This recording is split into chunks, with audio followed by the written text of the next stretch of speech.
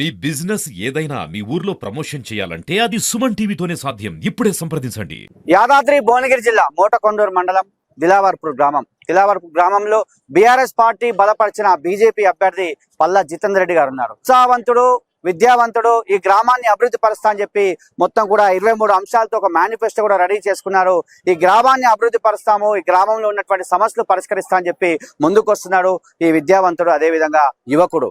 మరి ఈ పల్లా జితేందర్ రెడ్డిని గెలిపించిన కొరకై గ్రామంలో ఎంతో మంది కూడా అంటే గ్రామానికి సేవ చేద్దామని వస్తారు కాబట్టి చాలా మంది మద్దతు ఇస్తున్నారు, అతని గెలుపు కోసం కృషి చేస్తున్నారు. మరి ప్రధానంగా చెప్పండి జితేందర్ రెడ్డి గారు, మీ గ్రామంలో 23 మేనిఫెస్టో అంశాలు తీసుకున్నారు కదా, ప్రధానంగా ఎలాంటి అంశాలు మీరు ముందుకు తీసుకొస్తున్నారు, ప్రజలకు ఎలాంటి హామీలు ఇస్తున్నారు, ప్రజల స్పందన ఎలా ఉంది?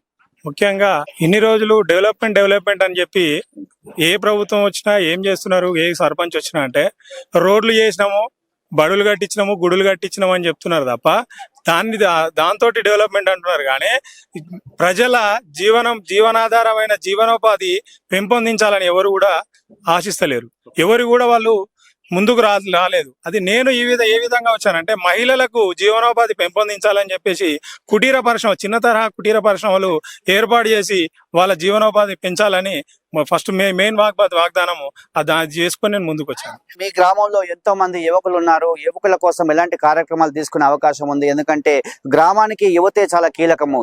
చూస్తున్నాం ఈ మధ్యలో యువత చెడుదారి పడుతున్నారు. మరి యువకుల కోసం ఎలాంటి కార్యక్రమాలు తీసుకుంటున్నారు? ఈ గ్రామంలో ఎలాంటి అభివృద్ధికి యువకుల కోసం చేస్తారు? యువత కోసం ఏదైతే సెంట్రల్ గవర్నమెంట్ కేంద్ర ప్రభుత్వం కొన్ని నిధులు ఇస్తున్నది, ఎంఎస్ఎంఈ సెక్టార్ కింద కొన్ని నిధులు ఇస్తున్నది. ఆ నిధులు సబ్సిడీ రూపంలో ఇచ్చి వాళ్ళకు ప్రోత్సాహకాలు ఇస్తున్నది. కాబట్టి ఏదైతే సెంట్రల్ గవర్నమెంట్ పథకాలు ఉన్నాయో వాటిని మనం ముందుండి నేను వాళ్ళకు బ్యాంకులో కానీ వాళ్ళకి సంబంధించిన వేరే జిల్లా ఆఫీసులలో కానీ ముందుండి వాళ్ళకి నడిపించి వాళ్ళ జీవనోపాధి కూడా పెంచే ప్రయత్నం చేస్తాను. బడుగు బలహీన వర్గాల కోసం కృషి చేస్తున్నారు. బడుగు బలహీన వర్గాలు ఎంతో మంది గ్రామంలో ఉన్నారు, మరి నిరుపేదలు ఉన్నారు. వారి కోసం ప్రభుత్వం ఇచ్చే సంక్షేమ పథకాల కోసం, అర్హుల కోసం ఎలాంటి కష్టపడతారు? అర్హులకు ఇప్పించే కార్యక్రమం ఏమైనా చేస్తారా? బడుగు బలహీన వర్గాల కోసం నేను ముందుండి వాళ్ళకి వెంటుండి నడిపిస్తాను. ఏదైతే సంక్షేమ పథకాలు ఉన్నాయో కొంతమందికి తెలియదు, ఆ తెలియని వాళ్ళకు కూడా తెలియజేసి నేను సర్పంచ్ అయినాక ఏదైతే నా దగ్గరకు వస్తాయి కాబట్టి అన్ని ఎవరెవరు ఏ రకంగా ఉన్నారు వాళ్ళ విధి విధానాలు ఏందని తెలుస్తుంది. కాబట్టి ఆ తెలుసుకున్న క్రమంలో ఎవరైతే బాగాలేరు వాళ్ళకి ఆ అవసరాలు ఏవైతున్నాయో ఆ అవసరాలన్నింటినీ తీరుస్తానని చెప్పి నేను హామీ ఇస్తున్నాను. అంటే ప్రధానంగా మీరు సర్పంచ్ బరిలో ఉంటున్నారు, ఒక 23 అంశాలను మీరు పొందుపరిచారు, ఒక మొత్తం కూడా ఫ్లెక్సీలో ఏర్పాటు చేశారు కదా, ఆ 23 అంశాలను మీరు చూసా తప్పకుండా పాటించి వాటి చేస్తారా? ఎందుకంటే గ్రామ సర్పంచ్ అభ్యర్థిగా చాలా మంది మీతో పాటు నడుస్తున్నారు, వారికి ఖచ్చితంగా 23 అంశాలను మీరు సాధిస్తారా? నేను విద్యార్థి పరిషత్ నాయకునిగా ఫస్ట్ ఉన్నా, మాట ఇచ్చినామో అంటే మాట వెనుకకు తీసుకునే ప్రసక్తే లేదు. ఏదైతే ఇచ్చినామో నేను ఏదైతే హామీలు ఇచ్చానో అది తప్పక చేస్తాను అని చెప్పి ఇచ్చాను. నేను చేసేటివి మాత్రమే రాశాను. అన్నీ ఏవైతే నేను హామీలు ఇచ్చానో అవన్నీ అందరికి ఉపయోగపడేవి, చేయగలిగేవి. చెయ్యలేని అంటూ అయితే ఏమీ లేవు. సో చెయ్యగలిగేవి కాబట్టి ఇచ్చాను, వాటిని తప్పకుండా నెరవేరుస్తాను. జితేందర్ రెడ్డి గారు, మీకు ఎలాంటి స్పందన వస్తుంది? గ్రామంలో యువతే కావచ్చు, యువకులే కావచ్చు, అదేవిధంగా చాలా మంది మహిళలు కూడా మద్దతు ఇస్తున్నారు. అదేవిధంగా గ్రామంలో ఉన్నటువంటి చాలా మంది కుల మతాలకు అతీతంగా మీతో పాటు నడుచుకుంటూ వస్తారు కదా, ప్రధానంగా మీరు మీ గెలవగానే ఏ సమస్యను పరిష్కరిస్తారు? ఏ సమస్యను మీ ముందుకుంది? ఏ సమస్యను పరిష్కరించే వైపు వెళ్తారు? ముందుగా గెలవగానే ఈ నీటి సమస్య అనేది మొదటిది. ఫ్రీ వాటర్ అనేది ఫస్ట్ మొదట చేస్తాను. తర్వాత ఇంటి పన్ను నల్ల బిల్ అనేది కూడా నేను క్లియర్ చేస్తాను వాళ్ళకి.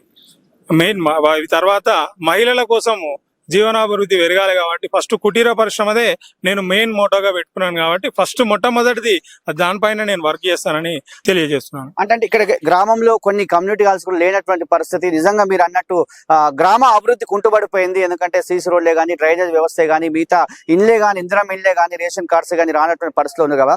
మరి ప్రధానంగా ఈ గ్రామానికి సంబంధించి కుల భవనాలు ఏమైనా నిర్మించే అవకాశం ఉందా? కమ్యూనిటీ హాల్స్ నేను మేనిఫెస్టోలో ఒక భవనం గురించి పెట్టాను. ముదిరాజ్ సంఘం అనేది అసంపూర్తిగా ఉంది, అది ఓన్లీ స్లాబ్ వేసి ఉంచడం జరిగింది. దాన్ని మొత్తం పూర్తి చేస్తానని చెప్పాను. అదే విధంగా గుడి ఎస్సీ పోచమ్మవాడ వాళ్ళది కూడా గుడి ఒకటి ఉన్నది, పోచమ్మ గుడి. ఆ పోచమ్మ గుడి పునర్నిర్మాణం అంటే ఉన్నది పాత శిథిలావస్థలో ఉన్నది. సో దాన్ని పునర్నిర్మాణం చేస్తానని కూడా వాళ్ళకు నేను చెప్పాను. అదే విధంగా అంబేద్కర్ స్టాచ్యూ కూడా ఇక్కడ లేదు. మన రాజ్యాంగం రచించిన ఇవన్నీ ఏదైతే హక్కులు ఉన్నాయో అవన్నీ చేస్తున్నాం, కానీ వారిని మా ఊర్లో ఇప్పటి వరకు అయితే లేదు, ఇన్ని సంవత్సరాలు అయినా కూడా. సో అంబేద్కర్ గారిని వారికి గౌరవం ఇచ్చి అంబేద్కర్ స్టాచ్యూ కూడా ఏర్పాటు చేస్తానని మాటిస్తున్నాను. చూస్తున్నాం, ఈ గ్రామాన్ని అభివృద్ధి పరుస్తా, ఒక యువకునిగా నాకు అవకాశం ఇవ్వండి, ఒక విద్యావంతునిగా అవకాశం ఇవ్వండి. ఈ గ్రామంలో అభివృద్ధి కుంటుబడిపోయింది, ఒక్క అవకాశం నాకు ఇచ్చి నా కత్తెర గుర్తుపై ఓటేసి నన్ను గెలిపించినట్లయితే, ఈసారి నన్ను బ్రహ్మాండమైన మెజార్టీ ఇచ్చినట్లయితే ఈ గ్రామాన్ని అభివృద్ధి పరుస్తా. ఖచ్చితంగా 23 అంశాలను నేను పొందుపరుచుకున్నాను. 23 అంశాలను తూచా తప్పకుండా పాటించి ఖచ్చితంగా గ్రామాన్ని అభివృద్ధి పరుస్తా. ప్రతి యువకులకు, మహిళలకు, బడుగు బలహీన వర్గాలకు సేవ చేయడం లక్ష్యంతో ఈ గ్రామానికి వచ్చాను. గ్రామానికి సంబంధించి సర్పంచ్ అభ్యర్థిగా ఉన్నాను. బీఆర్ఎస్ పార్టీ బలపరిచే అభ్యర్థి బీజేపీగా ఉన్నాను కాబట్టి ఖచ్చితంగా ఈ పనులు ఏవైతే చెప్పానో ఖచ్చితంగా తీరుస్తానని చెప్పి పల్లా జితేందర్ రెడ్డి గారు మనతో. ఇది ఇక్కడ కెమెరా అరుణ్తో శరత్, తిలావర్పూర్.